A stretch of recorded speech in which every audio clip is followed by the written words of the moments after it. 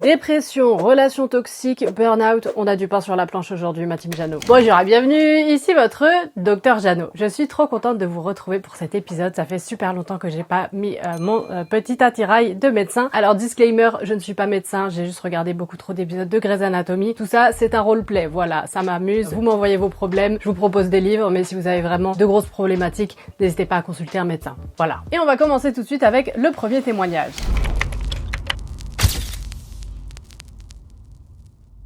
Alors le premier témoignage, c'est celui de Pauline. Cher docteur Jeannot, je vous écris au sujet de mon père. Ce sujet me ronge. Je le rumine depuis plusieurs années maintenant car je ne sais plus comment me comporter. Mon père est un homme très impulsif, colérique et parfois violent. Ces derniers temps, ses idées basculent et nous nous éloignons de plus en plus. Nous n'avons plus grand chose à nous dire à part les lieux communs puisqu'il est malheureusement impossible de partager une opinion ou même des faits sans que cela ne mène au chaos. Intérieurement, j'ai déjà plusieurs fois pris la décision de ne plus me battre pour notre relation parce que je suis coincée dans mon silence et qu'il n'est pas capable d'écouter. J'essaye de faire le deuil de la personne qu'il a été car je ne veux pas espérer quoi que ce soit et surtout, je veux me protéger. Je ne sais pas quoi faire de cette colère que je sens en moi, j'ai peur qu'elle explose un jour et que nous coupions les ponts. Je suis maintenant maman et je ne sais pas du tout comment gérer tout cela correctement pour assurer une bonne relation entre mon enfant et son grand-père. Auriez-vous, docteur Jeannot, des livres à me recommander sur des relations père-fille pour m'aider à me libérer de ma colère et de mon silence? Merci, Pauline. PS, je te suis depuis plusieurs années à présent et je voudrais te féliciter pour la qualité de ton contenu et tous les projets dans lesquels tu t'es lancé. Merci beaucoup, adorable Pauline. Alors, il y a deux BD dont j'ai envie de te parler. Elles viennent de la même maison d'édition, c'est la maison d'édition Steinkies. C'est un partenariat sur cette vidéo et si je t'en parle, c'est parce que ça a été les premiers à me soutenir sur ma chaîne. Donc ça a quand même une saveur assez particulière. Et les BD en question, elles sont sorties il y a pas longtemps. La première, c'est L'Oiseau chanteur de Désiré et Alain Frappier. C'est pour cet ouvrage en particulier que je fais ce petit placement de produit. Mais il y a une deuxième BD que je trouve très cool et dont je vais te parler juste après. Et en fait, dans cette BD, c'est l'histoire d'une famille au Chili. On a 4 frères et sœurs et ils ont des parents assez particuliers, notamment un papa violent. Je pense que ça peut te parler. Et on voit comment, en fait, ils ont du mal à avoir une relation qui fonctionne avec leurs parents. Ils sont complètement déboussolés parce qu'ils ont une relation qui est pas considérée comme normale. Ils ont plus de liens presque d'amour avec des tantes, avec des oncles, etc. Et ça m'a beaucoup touchée. Et Alain et Désiré Frappier écrivent souvent des BD ensemble. Il y en a vraiment plusieurs qui sont top. Il y a des choses qui peuvent te plaire dans cette BD et je sais pas si tu as des frères et sœurs, mais moi je sais que je retrouve beaucoup de bonheur et où je me dis que j'ai beaucoup de chance d'avoir mes frères et sœurs pour traverser ce genre de choses. Donc je pensais à cette BD qui peut-être peut t'aider sur la colère. Fais de la boxe, Mago. Fais de la boxe, fais quelque chose qui va te faire du bien. Je pense qu'il y a aucun livre qui va t'aider à dépasser ça. La colère, c'est quelque chose qui doit sortir de toi. C'est pas quelque chose qui peut s'exprimer dans un livre. Ou sauf si c'est pour déchirer des pages d'un livre que je ne recommanderais pas forcément, sauf si c'est un livre que tu détestes. Par contre, il y a eu un autre livre que j'ai lu de chez Steinkies à l'instant sur la grossesse qui m'a beaucoup marqué. C'est pas tout à fait ton histoire, mais j'avais quand même envie de t'en parler parce que ça montre comment la grossesse, ça fait bouger des choses. Cette BD, elle s'appelle Corps à corps et elle est de Lisa Albanese et de Claire Pack. Et c'est l'histoire d'une femme qui est enceinte et qui est bipolaire. Et en fait, elle le sait pas tout à fait au moment où elle va être enceinte. Elle sait juste que il lui arrive ce truc qui la déborde. Elle sait pas si elle veut garder l'enfant ou pas. Et en fait, petit à petit, elle va apprendre qu'elle est bipolaire. Et donc, en fait, on va la suivre dans tout ce parcours hyper compliqué où elle arrive en hôpital psy. Elle sait pas ce qu'elle a. Moi, je l'ai vécu il y a pas longtemps, donc en fait, ça m'a beaucoup marqué. Alors, je ne suis pas enceinte, hein, spoiler. Mais je suis allée en hôpital psychiatrique il y a pas longtemps et j'ai vécu en fait tout ça. J'ai vécu tous ces moments où on se retrouve à pas savoir ce qu'on a, où on se retrouve avec d'autres personnes, parfois il y a des personnes qui nous font peur, parfois il y a des personnes qui nous font de la peine. On sait pas trop où on va, on sait pas trop qui on est et ça fait peur et j'imagine même pas à quel point ça doit être compliqué de le faire tout en étant enceinte. Et il y a des questions autour de la filiation qui sont aussi très fortes parce que d'être bipolaire c'est quelque chose qui a priori peut être en partie génétique. Je suis pas médecin une fois de plus. Et donc elle se pose des questions sur en gros qui lui a refilé ça dans sa famille. Donc il y a aussi plein de questions autour de la famille, il y a beaucoup de colère. Donc c'est une BD où moi ça m'a mis en colère, c'est une BD qui m'a rendu triste, c'est une BD qui m'a donné envie de tout casser. J'ai pas tout cassé, comme vous pouvez le voir, ma chambre est à peu près ordonnée. Mais c'est une BD qui m'a mise en colère parce que je me suis dit, en fait, il y a des trucs dedans, j'aurais aimé le savoir avant. Là, d'être allée en hôpital psy, il y a pas si longtemps, il y a des choses que pareil, j'aurais aimé savoir avant et que j'ai pas connues avant. Et donc ça m'a mis en colère. Donc sur le deuil, je pense que j'ai pas forcément envie de te recommander grand chose, j'ai juste envie de te le dire, de prendre le temps, que c'est dur, que c'est long. Si vous avez des choses en commentaire, n'hésitez pas à le dire. Il y a L'élégance du hérisson aussi qui est un très beau roman qui peut-être peut te plaire et te faire du bien parce que il y a quelque chose d'assez délicat et même si les relations familiales sont assez compliquées, il y a de la douceur et je pense que peut-être que ce dont tu as besoin c'est de la douceur. Donc voilà, je t'envoie beaucoup d'amour et beaucoup de douceur. Alors, bonsoir. Déjà, je voulais te remercier pour ta fabuleuse façon de parler des livres et de tes entrées journalistiques que j'apprécie particulièrement. Merci beaucoup Manon. Ce serait peut-être un challenge pour toi car tu n'es pas maman, mais sait-on jamais. Je vais devenir maman pour la 2e fois en novembre et mon enfant va naître dans un monde... Enfin tu vois, j'ai mal à mon monde. Je voudrais qu'il soit plus tendre, que l'horizon soit bleu. Mais soyons réalistes, l'avenir fait peur. Les guerres, les tensions, les climats, la pression économique, 3 petits points. On se sent un peu égoïste avec notre désir d'enfant, nous futurs parents. Alors je voudrais un peu de douceur, un livre qui amène un peu de gaieté, de poésie et d'espoir en l'avenir. Un livre qui soit un peu comme un message que l'on pourrait porter à la jeunesse à venir. Si tu as ça, merci. De toute façon, je regarderai quand même ta vidéo avec grand plaisir. Je te souhaite le meilleur, bien cordialement, Manon. Merci Manon. Écoute, j'ai toujours ça dans ma poche. Je pense déjà qu'il faut que tu te déculpabilises de vouloir être maman. C'est une super belle chose d'être maman. Moi, je souhaite peut-être l'être un jour. Voilà, je suis en train de faire ce changement dans ma tête aussi où pendant très longtemps, je voulais pas l'être parce que je me disais que c'était égoïste. Et en fait, t'es en train de faire quelque chose d'incroyable et de shaper des petits humains. Donc déjà, félicitations. Il y a Sois jeune et tais-toi de Salomé Saké, je pense qu'il peut te plaire puisque c'est un livre qui parle du fait que les générations d'aujourd'hui, c'est des générations compliquées. On a tendance à dire oui, mais de toute façon, les jeunes, ils se plaignent tout le temps, ils sont flemmards, ils sont tout le temps sur leurs écrans, ils lisent plus, bref. Tout ce qui m'énerve. Et en fait, c'est une génération qui vit beaucoup de choses très compliquées, qui vit des guerres, qui vit la pression économique, comme tu en parles, qui vit écologiquement des choses qui font flipper aussi. Donc c'est un manifeste qui, je pense, peut t'aider et peut te faire du bien. Et un autre qui peut faire du bien, c'est Résister de Jeanne Bulgar-Goutal et de Aurore Chapon. Je suis très roman graphique aujourd'hui, c'est trop beau. Déjà, j'aime trop l'esthétisme. Est-ce que j'arrive à vous montrer un peu ? J'arrive très difficilement à vous montrer l'esthétisme et je l'ai pas fait pour les autres BD, mais bon, vous voyez l'idée. Et en fait, dans cette BD, on est dans un univers légèrement dystopique et on a plein de personnes différentes qu'on va suivre et on a notamment Lila et Mehdi qui élèvent leur bébé sous le regard malicieux du chat Archimède. Bref. Donc je pense que ça peut te plaire, ça peut être hyper, comment on dit, cathartique. Je crois que c'est ça le mot. Donc j'aurais tendance à te recommander cette BD. Et sinon, encore félicitations pour cette belle nouvelle.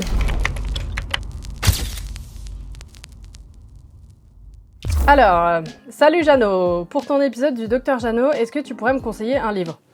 Bien évidemment. J'ai 27 ans et je n'ai jamais été en couple. Le regard des autres et notamment certains de mes potes sont compliqués à gérer. Il y a le côté où c'est comme s'ils attendaient que je sois en couple pour faire des trucs de couple. Ah oui d'accord. Alors que potentiellement je ne serais peut-être jamais en couple et que je n'ai pas envie d'attendre d'être en couple pour faire des choses. Et tu as bien raison. Moi j'adore faire des trucs toute seule, c'est trop bien de faire des trucs tout seul. Ce que je fais déjà, mais dur à accepter par d'autres et par moi-même aussi. Alors, j'ai 2 idées de livres pour toi. Déjà il y a Loveless d'Alice Oseman qui est trop bien. Et c'est l'histoire de Georgia. Elle a jamais été amoureuse, elle a jamais embrassé qui que ce soit, et tant qu'elle trouvera pas la bonne personne, elle veut pas être avec n'importe qui. Et ça, je trouve que c'est vachement louable. Et lorsqu'elle arrive à l'université, elle va découvrir de nouveaux termes, notamment le terme d'aromantique et d'asexuel, et là, elle va pas trop comprendre ce qui lui arrive et se poser beaucoup de questions. Donc je pense que c'est un livre qui peut te plaire. Et sinon, un livre sur le fait d'être une meuf badass et de pas attendre qui que ce soit pour faire des choses. Il y a Wild de Sherry Trail qui a été adapté et qui est trop bien. C'est l'histoire d'une femme dont la vie est pas folichonne. Voilà. Elle a pas des choses qui la passionnent ni quoi que ce soit, et du jour au lendemain, elle se dit, tu sais quoi, Balek, je vais aller faire une randonnée. Et pas juste une petite randonnée, non. Une randonnée de 1700 km, ouais, rien que ça. Elle va nous raconter ses échecs, ses difficultés, mais aussi la joie de faire ces choses-là toute seule et à quel point on peut trop kiffer faire des trucs seul, de pas avoir l'impression d'avoir quelqu'un qui nous traîne. Et c'est trop jouissif à lire et je pense que ça va beaucoup te plaire. Et écoute Constance, j'espère que ça te plaira, ces 2 petites recommandations, et puis n'hésite pas à me tenir au courant dans les commentaires. Au suivant!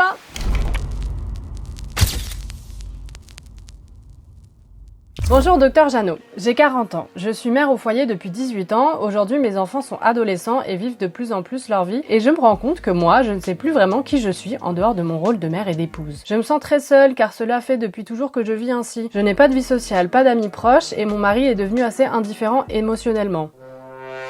Je l'aime pas trop ce mari, mais bon ça me concerne pas, c'est pas mon couple. Je me sens dépendante affectivement et financièrement bloquée, sans confiance en moi. Parfois j'ai l'impression d'être juste la boniche de la maison et de me faire beaucoup souffrir. Mais au fond de moi, je sais que j'ai envie de quelque chose même si je sors rarement de chez moi. J'ai envie de me retrouver, de reprendre confiance, de découvrir une autre manière de vivre, de penser ma vie. Ben oui, chaton. J'aimerais beaucoup savoir quel livre vous me conseilleriez à une femme comme moi, perdue, fatiguée, mais avec une envie de renouveau malgré tout, des livres qui pourraient aider à se reconstruire, à comprendre sa valeur, à retrouver une direction direction ou tout simplement s'évader. Et merci pour ce que vous faites, cordialement H. H, tu es trop mignonne. Déjà, j'ai envie de te recommander Le Monde selon Britt-Marie de Frédéric Bachmann. C'est un de mes livres préférés. Ce livre, c'est l'histoire de Britt-Marie. Elle a 63 ans et elle a toujours été femme au foyer. Elle s'est jamais posé trop de questions sur ce qu'elle allait faire de sa vie, etc. Et un jour, son mari la largue. Genre comme ça, genre sans crier gare. Et elle se retrouve toute seule et elle se dit mais comment je vais faire, qu'est-ce que je vais faire de ma vie, c'est pas possible. Et elle a pas le choix. Et donc elle se retrouve à être femme de ménage et un peu par la force des choses, elle va coacher une équipe de foot dans une petite ville. Et au début ça n'a pas de sens, on se dit mais what? Il y a une ambiance un peu Ted Lasso, si jamais tu connais et que tu aimes bien. Ça peut te plaire ça aussi. Et en fait elle se retrouve à coacher cette équipe-là et à être un peu brute de décoffrage parce qu'elle vient d'un autre monde et que du coup elle est toujours un peu de côté, mais elle fait les choses avec beaucoup d'amour. Et du coup elle va se retrouver dans ce truc un peu associatif et ça va beaucoup lui plaire. Donc je pense que déjà ça peut t'orienter vers quelque chose, à savoir faire de l'associatif. L'associatif ça peut vraiment te faire du bien, que ce soit ne serait-ce qu'une journée par semaine, tu vois, une soirée où tu fais un truc, tu vas je sais pas, à ta bibliothèque, à un club de lecture, à une ludothèque, à un truc où on va faire pousser des fleurs, je sais pas, tu vois, n'importe quoi, mais tu prends un petit club associatif, je me dis ça peut te faire du bien. Ensuite, il y a une BD que j'ai lue que j'avais trop aimée. Alors il s'agit de Pisse Mémé de Cathy Bord et c'est l'histoire de 4 meufs, elles ont autour de la quarantaine et elles ont un projet commun, elles veulent ouvrir un bar associatif. Le but c'est de faire tout ce qu'elles ont envie d'y faire le reste du temps, de faire du yoga, de boire de la tisane et juste de se retrouver et de kiffer. C'est une BD qui est assez courte mais qui donne de la joie et je trouve qu'il montre ce côté important aussi de la sororité, de se retrouver entre femmes et de faire des trucs ensemble. Et ça je pense que ça peut te plaire et ça peut aussi te donner des idées. Et il y a un dernier roman qui m'a fait penser à toi, que j'ai lu il y a quelques temps et que j'ai beaucoup aimé, c'est Une rumeur dans le vent de Iliara Gaspari, qui s'intéresse au monde de la mode. C'est l'histoire de Barbara, elle enchaîne les babysitting, les boulots un peu foireux et puis elle va être embauchée dans une boutique de mode. Et là sa vie va complètement changer et ça va être un nouvel horizon qui va lui être ouvert. Et j'ai beaucoup aimé ce roman pour cette raison-là. J'ai rencontré l'autrice qui est un amour. Et la manière dont c'est écrit, c'est d'une poésie, c'est l'idée de partir de rien et d'aller vers autre chose complètement. Je pense que ça peut te plaire, ça peut vraiment te toucher, donc je te le recommande, pourquoi pas. Peut-être que tu as envie de faire de la couture et que tu auras envie de faire de la couture après ça, je ne sais pas. En tout cas, je te souhaite plein d'amour et plein de courage.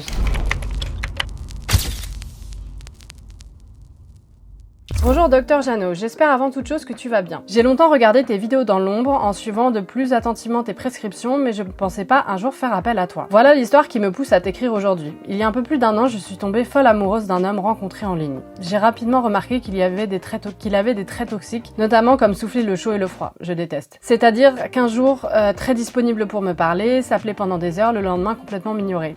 Je déteste. Je l'ai déjà dit, je le déteste. Cependant, comme je te l'ai dit, j'étais complètement sous son charme. Bah oui, le love bombing, on adore. Je te passe les détails de notre histoire, mais pour résumer, quelques mois plus tard, on emménage ensemble dans un super appartement, dans une ville très chouette, et malgré nos difficultés financières, on fait de notre mieux. Seulement, lassé de toutes ces difficultés, de nos engueulades quotidiennes et de ma proximité avec mon ex, qui était mon seul ami, il décide de me quitter 4 mois après notre emménagement. Pas de chance, c'est pile à ce moment-là que je retrouve du travail dans l'entreprise de mes rêves en CDD. On décide donc de rester très proches, de continuer de vivre ensemble, comme si on était toujours en couple, mais sans l'être vraiment, tout en se disputant tous les jours, et ce pendant 6 mois. Aïe aïe aïe, ma belle, pourquoi tu as fait ça? Malgré le cauchemar de la situation, je reste persuadée que c'est l'homme de ma vie. Je reste très attachée à lui et je l'aime vraiment très fort. Alors je reste persuadée qu'une seconde chance est toujours possible, et ce malgré le fait qu'il me dise que ça n'arrivera jamais. Pendant tout ce temps, lui a réussi à faire le deuil de notre relation et petit à petit à faire le chemin pour passer à autre chose, ce dont je suis incapable. En juin, il reprend les applications de rencontres. C'est un peu décalé, hein. C'est un message qui doit dater un petit peu malheureusement, je suis désolée, hein. Je réponds un peu tard, donc le juin ça doit être le juin de l'année dernière. Il reprend les applications de rencontres, alors que l'on vit toujours ensemble, ce que je prends vraiment très mal. Jusqu'à septembre, les tensions empirent entre nous, avec lui d'un côté qui n'en peut plus, que je ne veuille pas avancer, et moi qui n'arrive pas à passer à autre chose et le laisser vivre sa vie parce que je me consume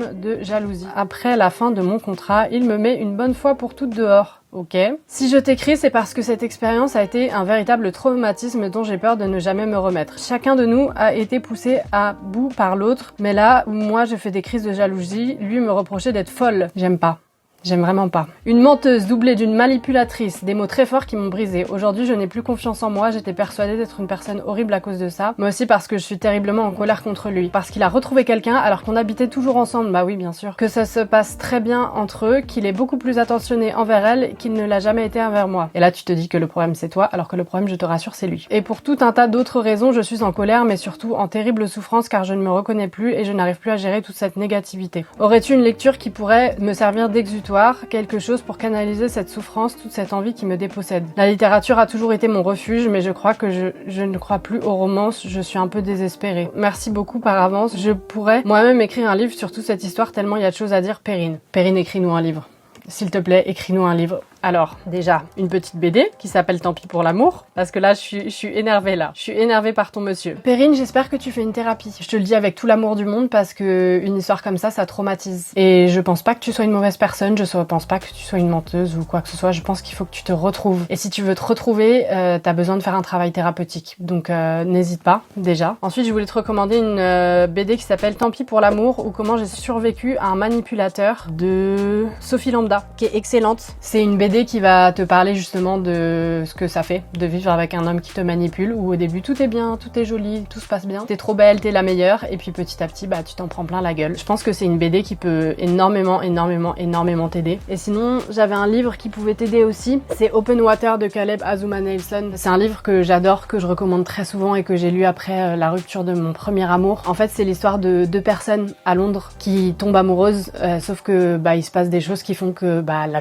vie parfois n'est pas comme on voudrait et du coup elles n'arrivent pas à rester ensemble comme elles le voudraient. Il y a des hauts, des bas, des discussions compliquées, des choses qui les rapprochent, des choses qui les éloignent. C'est un livre qui m'a fait pleurer. C'est un livre où j'ai corné un nombre de pages incalculable que je relis souvent, qui moi me fait du bien et qui prouve qu'on s'en remet. C'est horrible, hein, mais on se remet de tout. Ça, je peux te le promettre. On se remet du plus dur. Et je pense qu'il faut que t'avances. Il faut pas que tu restes avec quelqu'un comme ça. Il faut pas que tu gardes dans ton cœur quelqu'un qui te dit des choses aussi atroces. Parce que quelqu'un qui t'aime ne te dirait pas ça. Donc, je pense que c'est hyper important que tu reprennes estime pour toi, que tu te fasses des copines, que peut-être tu revois ton ex, même en tant qu'amie. Hein. Moi, je dis pas, hein, moi, j'ai rien contre les gens qui restent amis. Et que tu t'occupes de toi, ma belle. Je pense que c'est essentiel. Et je t'envoie vraiment énormément d'amour. Et j'espère que ça va mieux depuis le message parce que je te réponds avec un peu de retard. Désolée. Et je crois qu'on arrive déjà à notre dernière patiente.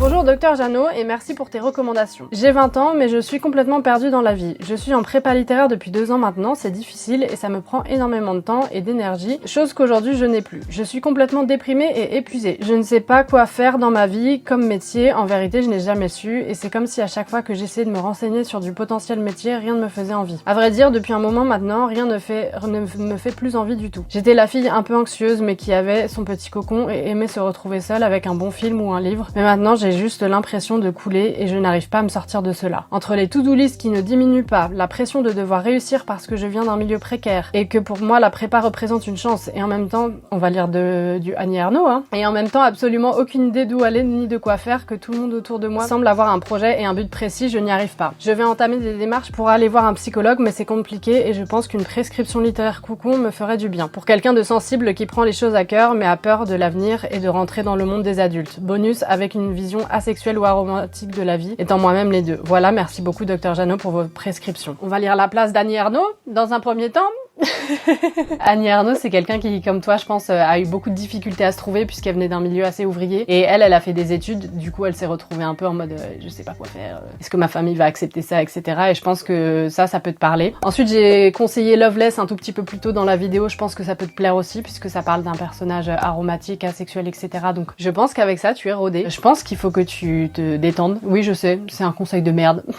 C'est le premier conseil qu'on donne aux gens qui vont pas bien, c'est détendez-vous, ça va bien se passer. Et je pense qu'il faut que tu lises des choses de meufs un peu badass. Moi, quand ça va pas, je lis des mémoires de meufs trop badass. Genre, j'ai lu les mémoires de Michelle Obama, Becoming. Ça m'a fait trop du bien. Un autre livre que j'ai lu, que j'ai trop aimé il y a quelques années, c'est L'année du oui de Shonda Rhimes. Shonda Rhimes, je l'aime trop. C'est elle qui a fait Bridgerton, c'est elle qui a fait Grey's Anatomy, enfin... Et en fait, pendant une année, elle avait peur de dire oui à tout et elle s'est forcée. Elle s'est dit, ok, pendant une année, je vais dire oui à tout. Moi, je fais ça, je pense que je décède. Et en fait, ça lui a apporté que des bonnes choses. Ça a été très motivant pour elle. Donc, je pense vraiment que ça peut te plaire et que c'est le genre de choses qu'il faut se tenter. Faut tenter de le faire au moins une fois dans sa vie. C'est donc tout ce que j'avais pour vous aujourd'hui, ma team Jeannot. J'espère vraiment que cette vidéo vous aura plu. Je vous remontre quand même L'Oiseau Chanteur, qui est une super BD que j'ai lue il y a pas longtemps et que j'ai adoré aux éditions Steinki. C'est dispo dès maintenant. Je vous laisse découvrir pourquoi la BD s'appelle L'Oiseau Chanteur, puisque j'adore moi-même découvrir quand on sait pas pourquoi la BD s'appelle d'une certaine raison. J'ai envie de vous montrer l'intérieur. Ah, attendez, je vais y arriver un peu. Oh, waouh, j'ai un peu réussi. Mais elle est très particulière parce qu'en fait, il y a beaucoup de texte. Il y a beaucoup de texte à chaque fois sur le côté. Et puis une image de l'autre. Donc voilà, c'est une BD qui m'a terriblement touchée. Celle corps à corps, voilà, fait pas partie du partenariat, mais m'a beaucoup touchée aussi. Si vous connaissez pas les éditions Steinkies, je vous invite vraiment vivement à aller voir ce qu'ils font parce que c'est assez incroyable. Donc voilà, c'est tout ce que j'avais pour vous aujourd'hui. J'espère vraiment que cette vidéo vous aura plu. Si c'est le cas, n'hésitez pas à la liker, à la partager et surtout à m'envoyer des petits messages par mail intitulé Dr Jeannot et je vous ferai un épisode bien plus prochainement que là parce que ça a été long et j'aime trop faire ces épisodes avec vous et vous recommander des livres. Et puis moi, je vous dis à très vite dans une prochaine vidéo. Allez, salut!